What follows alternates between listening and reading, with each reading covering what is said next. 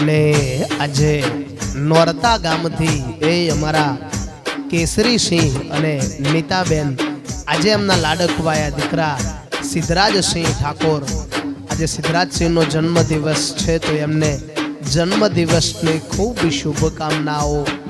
જે સિદ્ધરાજસિંહનો જન્મદિવસ હોય અને એમના માટે ખાસ એમના મમ્મી પપ્પા અને ખાસ એમના દાદા દશરથજી ગવડાવતા હોય ત્યારે